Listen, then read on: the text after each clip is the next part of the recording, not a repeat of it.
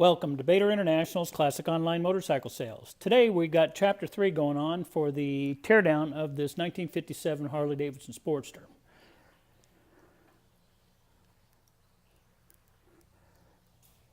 Basically, we still have some peripherals to remove. I went ahead and installed the handlebars just so I can roll the bike around. I had them off in the last chapter. But we'll probably pull off the rear fender stays, oil tank, exhaust system,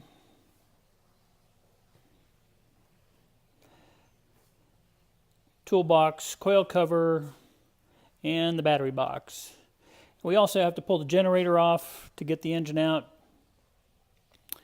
and then we may do the wheels. But I'm not exactly sure how far we're going to get today on this portion of the teardown, but I thought we would go ahead and continue on the quest.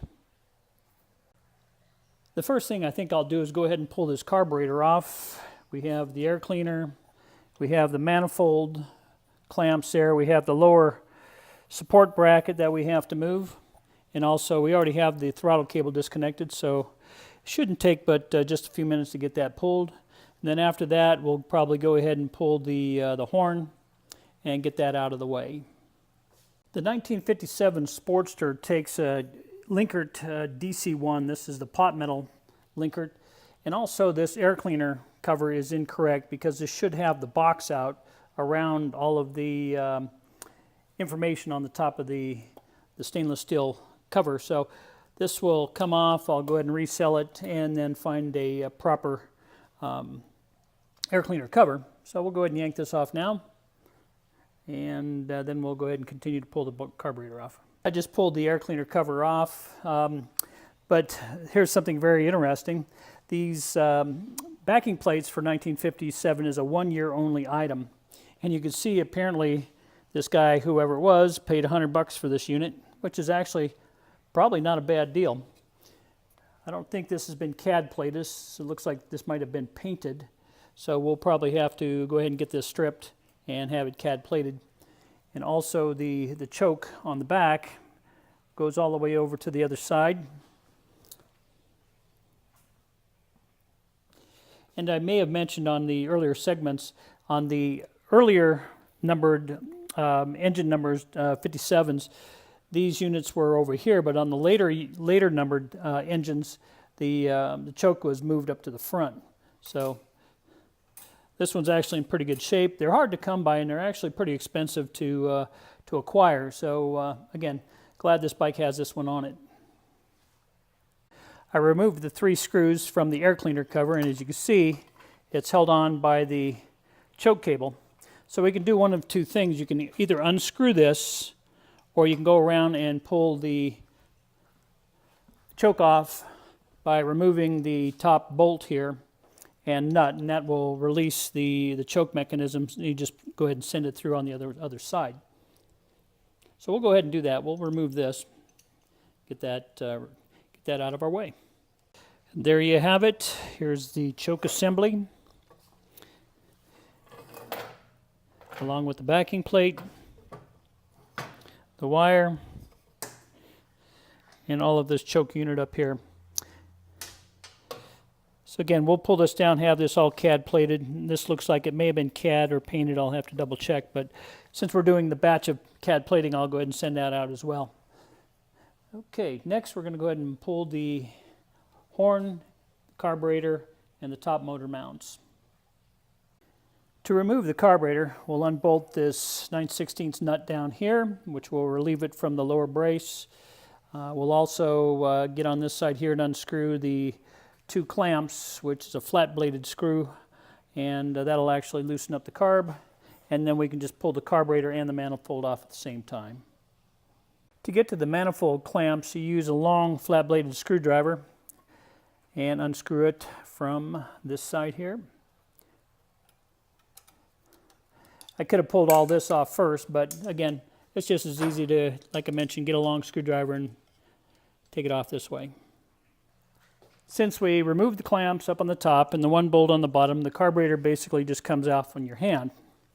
One thing about the DC1s for the 1957 The petcock here, or should I say the needle and seat, is a little bit different. As you can see, this takes a 45 degree, or 90 degree I should say, spigot here.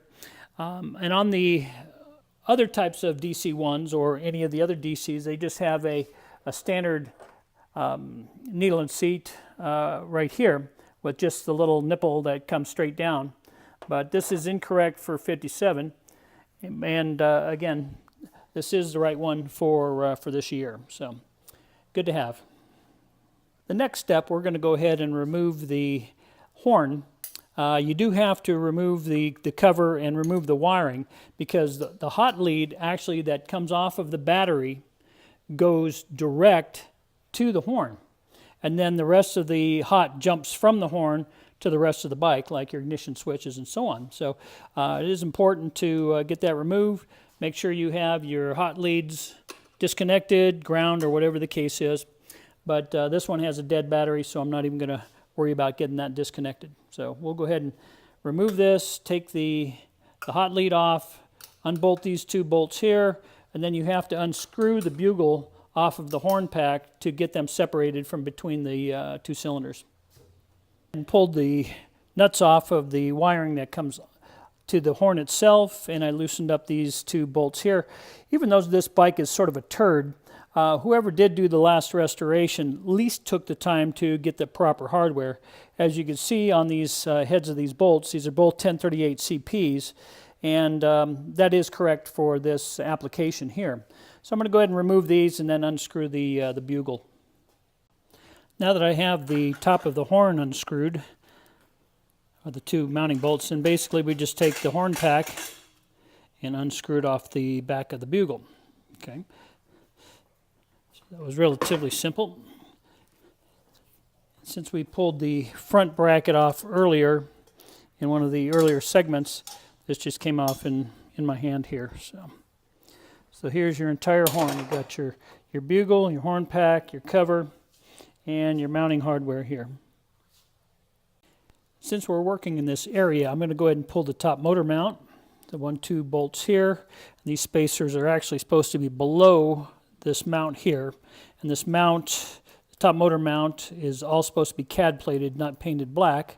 So we're going to go ahead and pull these two items off, pull the top bolt that's holding the top mount, and then we're going to go ahead and disconnect the generator, get that taken care of, as well as probably pulling the exhaust system off next.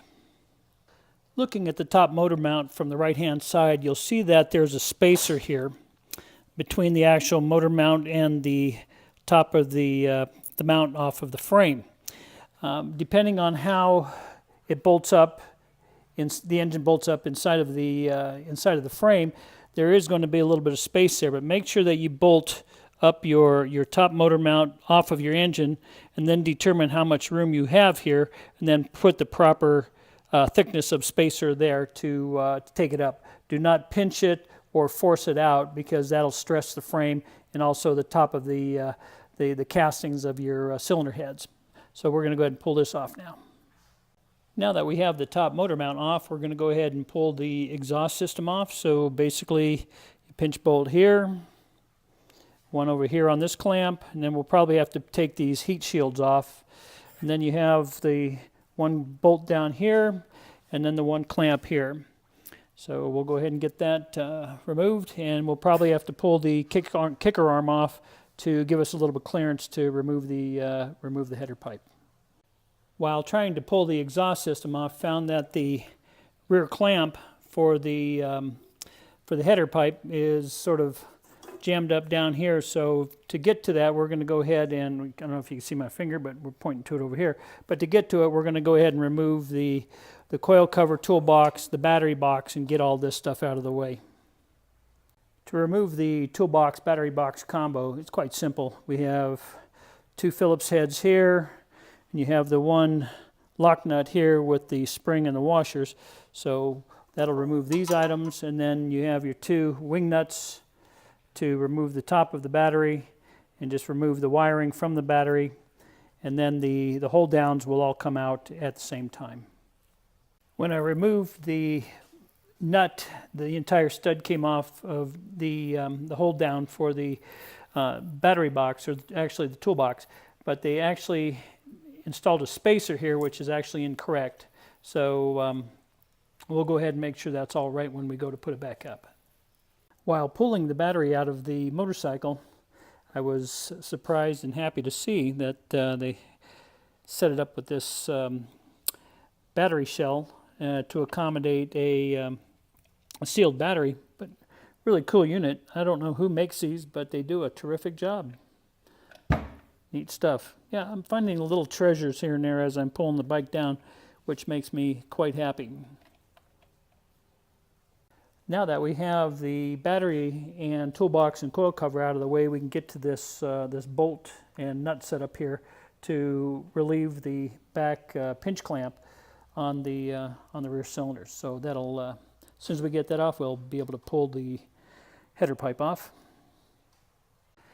After loosening the 2 pinch bolts, basically it was just a little bit of a wiggle and a pop, and we were able to remove the header off of the engine. So there you have it. One exhaust system removed. Okay, the last thing we're going to go ahead and do on this segment is to remove the generator, because again that's going to have to get out of the way before we can pull the engine. And that basically consists of 2 bolts. 1, 2. We have this one removed because we had to remove the top horn bracket, so that came off with that. So 1, 2 there. And got a little bit of a wiring we'll have to remove from the wiring loom, and then basically the generator will then, and also the voltage regulator, will just pop right off. Okay, so let's go ahead and get that done. Okay, so I removed the last bolt on the other side of the timing case, but when you go to remove these generators, sometimes you have to wiggle them around a little bit to get them out, because they have the oil slinger, and that sets on the other side of your idler gear on your timing case. So basically you just have to wiggle it around a little bit, and like I mentioned, you got to pull some of the wiring, which I haven't done yet, shame on me, and the generator's off. Here are some of the items that we removed from the bike just now. You can see the generator with voltage regulator, battery, header pipe, muffler, battery box, coil cover and the toolbox, kicker arm, horn, bugle, carburetor, air cleaner with choke.